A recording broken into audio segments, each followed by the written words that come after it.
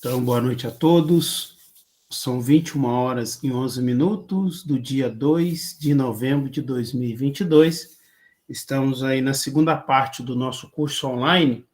Primeiro eu quero agradecer à Pró-Reitoria de Extensão e Cultura por apoiar o projeto intitulado Pesquisa Quantitativa, Capacitação e Ferramentas Básicas dos Métodos Estatísticos de Análise para Tratamento de Dados em Pesquisa na área de gestão de empresas em Teófilo Otoni e região. Hoje nós estamos falando especificamente de escalas de mensuração e nesse momento nós estamos aí observando as escalas de uma forma mais detalhada e aí eu vou projetar aqui para vocês. Vocês estão vendo direitinho o slide aí?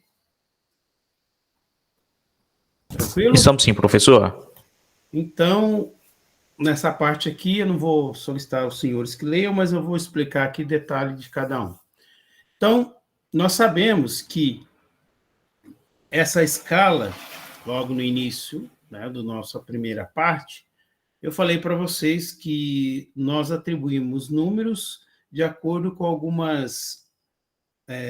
com um padrão, mas um padrão pré-estabelecido. Que esse padrão ou essa regra pré-estabelecida são as escalas.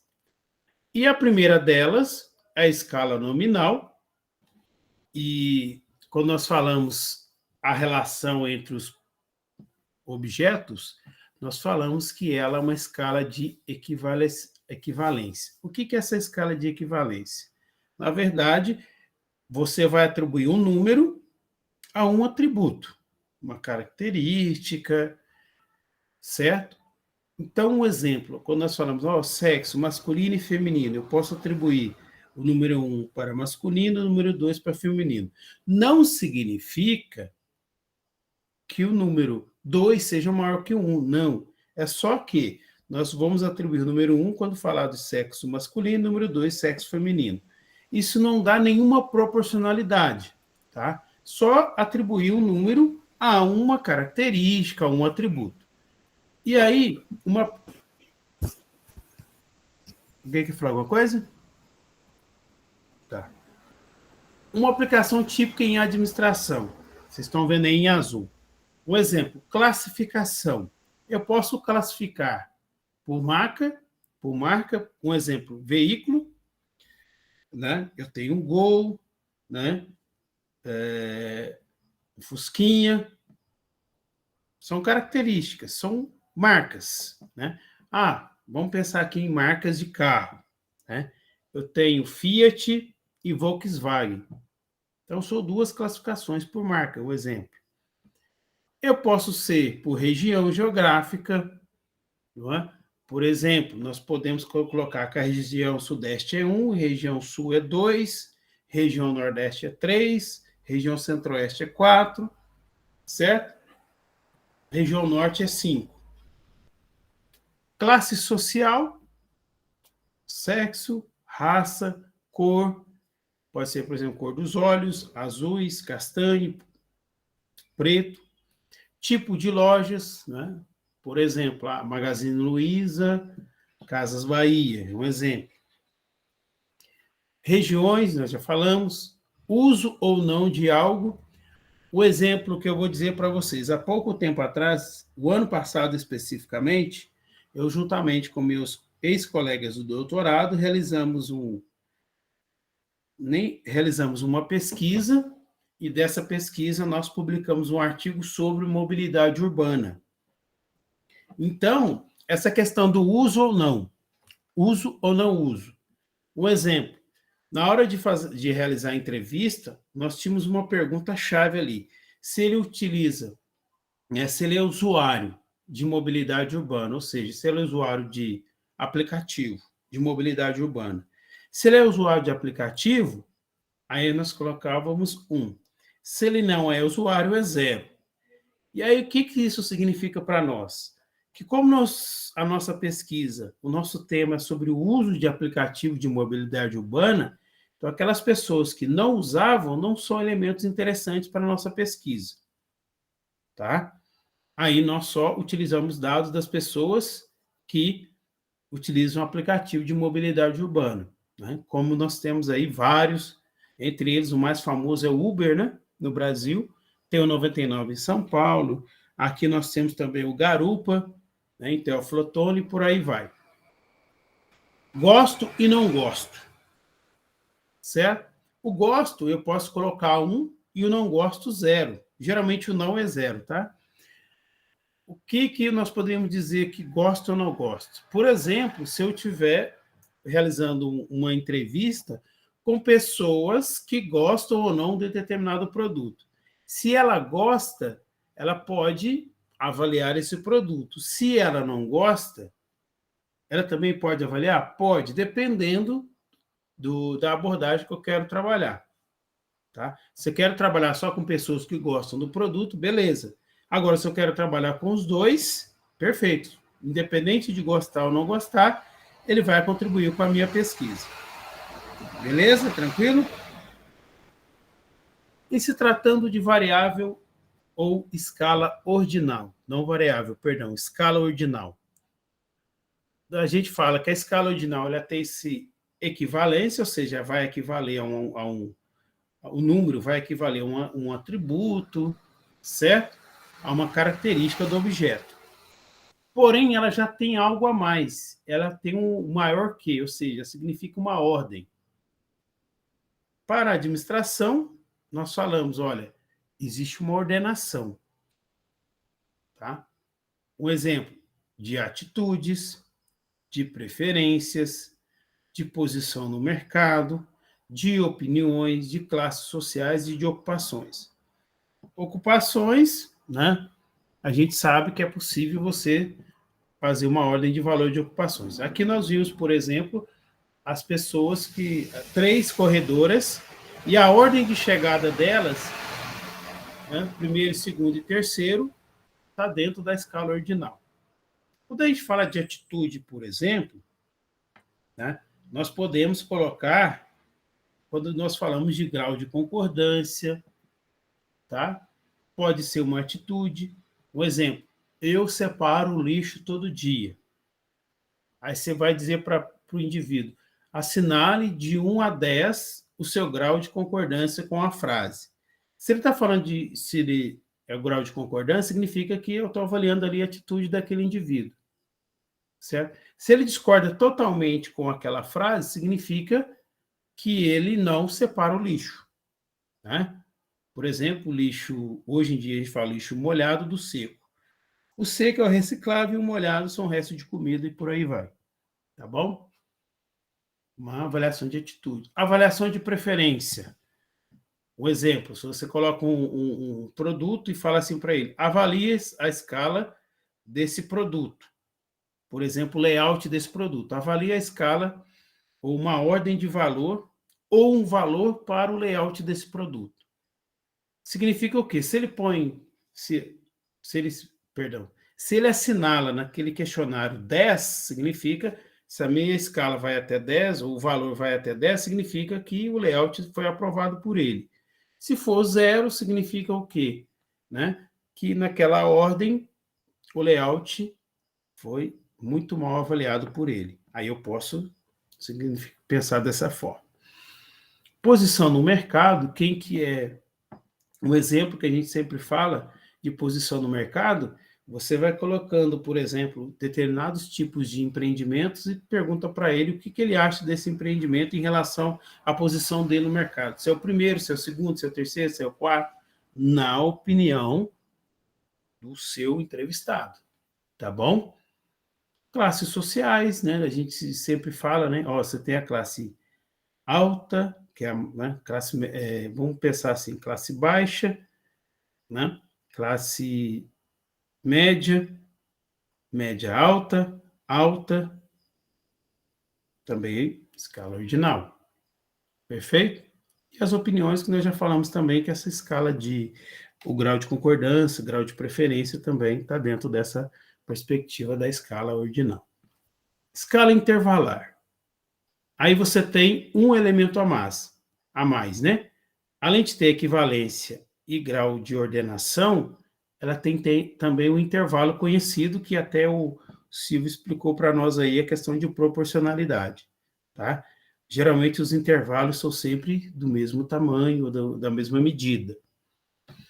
Para administração enquanto aplicação, nós podemos utilizar números índice, medida de atitude, de opiniões, de conscientização, de preferências.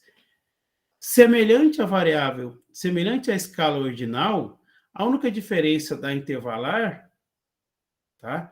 A diferença básica da intervalar é porque os intervalos são conhecidos.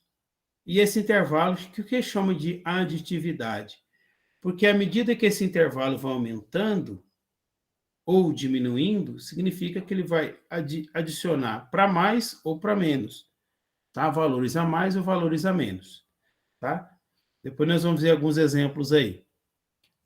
A escala razão, além de ter equivalência de números por atributos, ela tem uma ordenação, tem intervalo conhecido, porém tem uma proporção conhecida entre quaisquer valores da escala.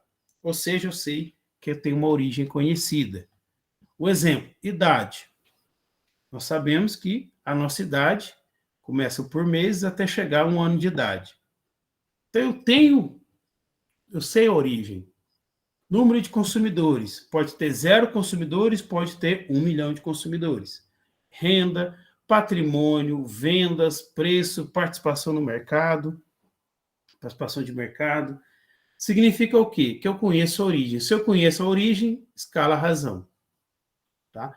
E a escala razão, como eu disse para vocês, é aquela que sempre vai proporcionar uma possibilidade de análise muito maior do que essas escalas anteriores. Tá? Melhor que a escala intervalar, melhor que a ordinal e melhor que a nominal. Tá bom? Tranquilo, gente? Estão me ouvindo direitinho? Porque a internet hoje pode nos pregar uma peça. Se estão me ouvindo, só dizer aí. Está ouvindo, Herbert? Estamos sim, viu, professor? Tudo certo. Beleza. Hoje a gente pode até ser mais tranquilo, né? Porque hoje é feriado. E aí, né? Podemos ser mais leves aí com vocês. E comigo também, né? Que hoje é dia de descanso para muitos, né? Aqui é só uma figura que eu achei interessante, inclusive para apresentar para vocês, que dentro desses níveis de mensuração ou escala de mensuração, a nominal, como exemplo, número de identidade, a sua identidade é única, ou seja, você é único. Então, está dentro dessa perspectiva da mensuração ou da escala nominal. Escala ordinal, ordem de chegada. Escala intervalar ou de intervalo, por exemplo, escala de temperatura. E a de razão, por exemplo, escala métrica, certo? 1 metro, 2 metros, 3 metros e meio, né? E por aí vai. Só alguns exemplos. E aqui é mostrar para vocês quais são as possibilidades de análise e principalmente de testes estatísticos de acordo com cada escala. Por isso que eu falei para vocês, a escala razão, ela proporciona muito mais análise. Um exemplo aqui, vamos olhar primeiro a centralidade de cada uma das escalas. Depois nós vamos para a dispersão, correlação e significância, né? Para não também ficar fazendo muito jogo na cabecinha de vocês. Tá bom? A primeira escala, a escala nominal, uma das poucas medidas que a gente pode falar que pode descrever a escala nominal é a moda. O que é a moda? Número de vezes que um elemento aparece. E moda tem a ver com a moda que a gente conhece. Como você fala que a pessoa está na moda? Né? Porque ela usa roupa que as outras pessoas também estão usando. Por isso que é repetição. Então, a escala nominal, por exemplo, quando você vai pegar uma análise, e vocês vão ter a possibilidade de fazer isso, principalmente na empresa, onde vocês estiverem, que quando você tem uma escala nominal, por exemplo, sexo masculino e feminino, a única coisa que você consegue fazer é uma frequência, tá? A média, você não consegue fazer média, por exemplo, de sexo, masculino e feminino. Você consegue só fazer o número de repetições, que é a moda. Tá? É uma análise, né? Quando a gente fala da questão descritiva, né? A ordinal, você já consegue fazer a mediana. O que é a mediana? Que divide o conjunto de dados ao meio. Um exemplo, 50% é maior do que aquele valor e 50% é menor do que aquele valor. Porém, a intervalar, ela proporciona, do ponto de vista descritivo, a média. Média o quê? Aritmética. Tá? Já a escala razão pode ser a média geométrica, a média aritmética e a média harmônica. Tá? Logicamente, nós utilizamos muito a média, que é a média aritmética, tá? Que é o mais comum que a gente utiliza é a média, que é essa média aritmética. Bom, quando a gente fala de dispersão, nós estamos falando de uma medida que eu já falei para vocês de heterogeneidade. O que é heterogeneidade? Uma medida que mostra o quanto são diferentes os elementos da minha amostra. Um exemplo, se for trabalhar com os municípios do Brasil, que são 5.570 municípios, nós sabemos que é muito heterogêneo. Você tem municípios de pequeno porte, de médio, de grande porte. Então, significa o quê? Que há uma heterogeneidade ali. Agora, e se tratando da escala nominal, certo? No aspecto da dispersão, eu posso fazer pela frequência absoluta por classe. Masculino e feminino. Qual é a frequência absoluta do masculino e qual é a frequência absoluta do feminino? Um exemplo. Já na escala ordinal, eu posso fazer por percentis, ou seja, a cada quartis, ou seja, eu divido em 4. Decis, em 10. Que escala nominal eu posso dividir por 10, professor? Um exemplo, posição que as pessoas chegaram na corrida, tá? Do primeiro até o 20º. Eu posso fazer o quê? Dividir esse 20 em 4 partes. Aqueles que chegaram do primeiro até o 5º, do 6º até o 10º, do 11º até o 15º, do 16º até o 20º. Isso que é divisão em quartis, tá? Em 4 partes. Em se tratando da intervalar, nós temos o famoso desvio padrão. Desvio em relação ao padrão. Qual que geralmente é o padrão nosso? É a média. Tem o desvio médio, tem a amplitude total, né? Que alguns falam com a palavra bonita, intervalo interquartil, que na verdade é amplitude. Tá? O que é amplitude? Você tem um limite superior, você tem um limite inferior. Você tem um valor que é o maior, você tem um valor que é o menor. Um exemplo, uma amplitude de 1 a 100 significa o quê? Que o número 1 é o menor valor, que a gente chama de limite inferior, e o 100 é o limite superior. E o que está entre 1 e 100 está dentro da amplitude. Perfeito? Em relação à escala razão, tem a que nós chamamos de variação percentual e o coeficiente de variação. Isso vocês não viram ainda. Mas o que mede o coeficiente de variação? Ele mede, geralmente, tá? O coeficiente de variação é o desvio padrão em relação à média. É a divisão do desvio padrão pela média vezes 100. O que é esse coeficiente de variação? Ele mede o quanto em percentual o desvio padrão está em relação à média. E aí tem alguns autores que dizem o seguinte, se esse percentual, tá? Ele for, por exemplo, entre 0 até 30%, significa que há mais homogeneidade ali. E acima disso, é mais heterogêneo. Um exemplo disso, gente, é quando você pede para as pessoas darem valores a determinados atributos, por exemplo, layout de um produto. Aí vai dar um valor ali, tá? De 0 até 10. E o que acontece? Eu vou pegar esses valores e vou dividir pela média. O desvio padrão eu vou dividir pela média. Se for até 0,15, eu posso dizer que é mais homogêneo. Se for entre 15 e 30, pode dizer que é, digamos assim, que não chega a ser tão heterogêneo, mas está mais próximo da homogeneidade. E acima de 30 é heterogêneo, ou seja, as opiniões divergiram muito. Então, essa informação, ela nos mostra divergência ou convergência de opiniões, tá? É só essa ideia. Mas isso, com o tempo, nós vamos ter a oportunidade de explorar mais um pouco. Aqui é só mostrando as possibilidades de análise. Agora, a questão dos testes estatísticos, eu vou falar de forma rápida, até porque isso aqui, se eu for entrar em detalhes com vocês, vai ficar um pouco mais complicado. Um elemento que talvez a gente possa explorar com vocês é essa associação ou correlação. O que é associação ou correlação? É aquilo que o Silvio disse. Tá? O que é uma associação entre variáveis? É você verificar o comportamento delas, uma em relação à outra. Não é uma relação de causa e efeito, e sim é uma medida de comportamento de duas variáveis. O exemplo que um aluno de vocês vai fazer aí.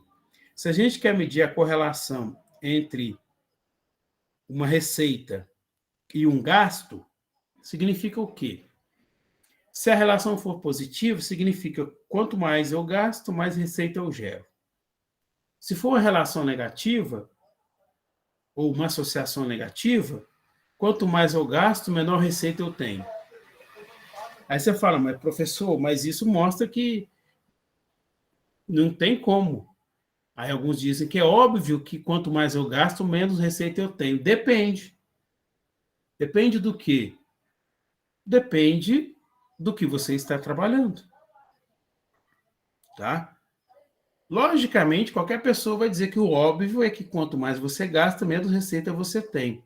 Mas existem casos que você gasta mais e você consegue gerar mais receita. Um exemplo que nós estamos vendo, para quem gosta de futebol, né? Um exemplo que nós estamos observando hoje são dois clubes no Brasil que gastam muito, mas também geram muito receita. O primeiro é o Flamengo, depois vem o Palmeiras. E meu Atlético, infelizmente, não está nessa. Mas isso é só para entender o seguinte, que às vezes, para você gerar mais receita, você tem que gastar mais. Tá? Isso é uma relação positiva, que às vezes você gasta-se mais, como a gente fala no futebol, do plantel de jogador, mas você tem chance de gerar mais receita, porque você ganha campeonatos, campeonatos significam mais receita, elenco mais caro significa mais público significa mais receita. Então, assim, são relações que muitas vezes não significa que você vai gastar mais, que você vai gerar menos receita. Tudo depende do contexto em que você está analisando, tá? Isso é associação ou correlação, tá? Aí você tem variados aqui. Nominal você tem de contingência, ordinal de Spearman, intervalar, né, você tem de Pearson, que nem colocou aqui, né, que é essa correlação produto-momento, e coeficiente de correlação também da intervalar. A razão, por que nós não colocamos aqui? Porque na escala razão você pode fazer qualquer tipo de análise, tá? Agora, esses testes estatísticos aqui, gente, isso aqui eu só vou dizer para vocês é o que existe. Mas esse teste, eles são utilizados principalmente para você, primeiro, algum deles você usa o que nós chamamos de teste de normalidade. Se a distribuição daqueles números que você coletou é normal ou não. Aí você tem esse teste Freeman, Mann-Whitney, Kruskal-Wallis, Kolmogorov-Smirnov, vocês estão vendo aqui na escala ordinal, mas isso aqui é só para vocês entenderem que existe. Logicamente, isso é um gancho para futuramente a gente pensar num curso online só trabalhando com testes estatísticos, tá? Nesse curso, nós só temos que entender que existe, mas não precisamos entrar nos detalhes de cada um, tá? E, por exemplo, Regressão, vocês vão perceber o que é regressão, né, no próximo curso, o que é análise fatorial, o que é análise discriminante, o que é teste T, teste Z. Existem tabelas para isso, tá? Mas isso nós vamos entrar no método nesse momento, porque esse curso online não tem esse propósito, tá? Um próximo curso, sim, nós podemos até denominá-los de, por exemplo, um curso sobre análise multivariada. Se for análise multivariada, aí sim nós vamos falar de significância, né, de inferencial, tá bom? Que é a última parte, nós vamos falar muito brevemente sobre isso, tá bom? A única coisa que eu quero que vocês entendam desse quadro é que é o seguinte, que a escala razão nos proporciona muito mais análise do que a escala intervalar, do que a escala ordinal, do que a escala nominal. Só isso por enquanto. Tá bom? Não vou entrar com vocês em detalhes, não. E uma das coisas que não posso deixar de falar, que quando falou para vocês aqui sobre associação e correlação, que nós temos dois tipos de correlação muito comum que vocês vão ver aí. É a famosa correlação de Pearson, que é esse autor que os senhores veem aqui, que é o Carl Pearson, né? Que também contribuiu muito com a estatística, tá? O outro, que é o Spearman, que possivelmente vocês vão ver falar dessa correlação de Spearman, que foi, na verdade, um psicólogo que também contribuiu com a estatística, que ele chama de correlação de postos. Qual que é a diferença da correlação de Pearson para a correlação de Spearman? É que a correlação de Pearson, para escala razão, ela é mais utilizada. E a correlação de Spearman, não. Pode ser até para variáveis de escala ordinal. Essa correlação de Pearson significa que essa correlação é uma correlação principalmente utilizada quando a gente fala aqui, quando a gente faz teste de normalidade e os números dão uma distribuição normal. Quando a distribuição é não normal, você usa Spearman. Mas isso eu vou mostrar para vocês. Já mostrei para vocês no dia que nós vimos sobre o SPSS, quando eu fiz uma análise de teste de normalidade para vocês, tá bom? Mas esse material depois eu vou passar para o Everton vai passar para vocês, e qualquer dúvida que vocês forem ter, vocês vão perguntando, e sempre estaremos aí à disposição também para falar com vocês sobre isso, tá bom? Principalmente sobre esses detalhes aí. O que nós podemos fazer agora é só puxar o gancho para vocês e mostrar as possibilidades que existem, tá? E aí, quando a gente fala de correlação, seja ela de Pearson ou Spearman, a gente sempre tem que observar o coeficiente estimado, tá? E esse coeficiente estimado, ele vai dar um valor positivo, negativo ou nenhum valor, que vai ser não significativo. Se ele der um R igual a 1, significa que essa correlação é perfeita entre duas variáveis. Isso é bom? Não. Se a correlação é perfeita, significa que uma das variáveis eu posso retirar, que não vai me ajudar em nada. Se eu usar as duas.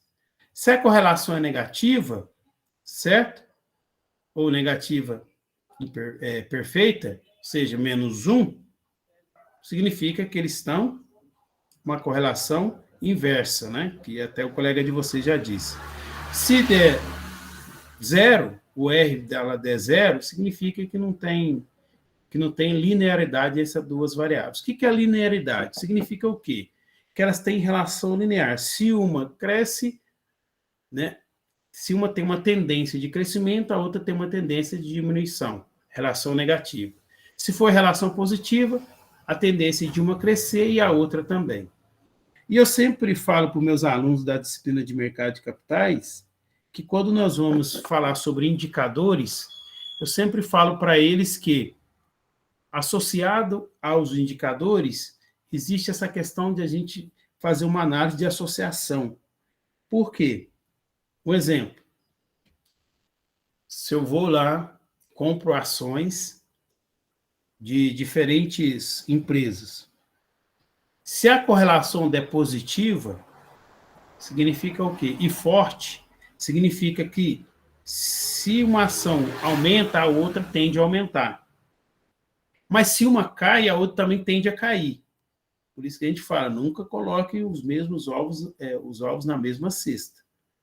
Por isso que fala, se tem correlação forte, significa que se você ganha numa, você ganha na outra. Porém, se você perde numa, a tendência é você perder na outra. Se for correlação inversamente proporcional, significa que se uma aumenta o preço, a outra tende a diminuir. Pode ser que no final equilibre.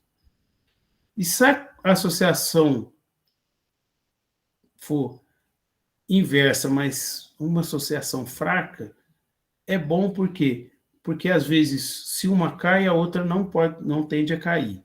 Por quê? São associações muito fracas, ou seja, uma não influencia tanto na outra. Uma ou o comportamento de uma não reflete necessariamente no comportamento da outra.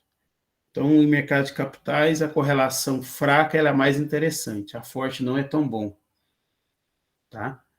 Mas isso é uma informação a mais que eu estou passando para vocês, mas que a gente tem que entender que, dependendo do tipo de escala que nós vamos trabalhar, se for a escala nominal, ordinal, intervalar e razão, de todas as quatro, a razão é a melhor. O número propriamente dito é o melhor. Tá? Que o número vai descrever uma característica, ele vai me proporcionar muito mais análises estatísticas, muito mais testes, muito mais possibilidades de análise. Tá bom? Alguma dúvida, comentários? Deixa eu parar aqui a apresentação. A palavra que eu estava tentando lembrar mais cedo era essa, inversamente proporcional. Inversamente, né? Uhum. Mas muito bem, Silvio. E quando a gente fala inversamente proporcional, é essa relação negativa, né? Que se um tende a crescer, o outro tende a diminuir, né?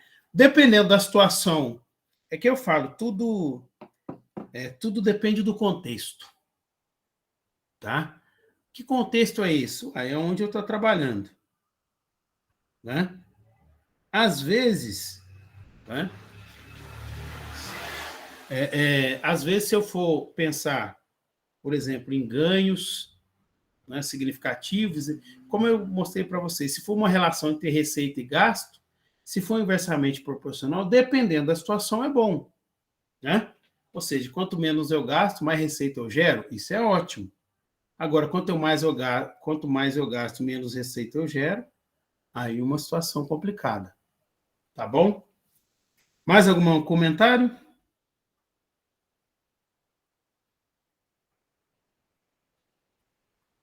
Posso liberar vocês hoje um pouquinho mais cedo? Para vocês descansarem?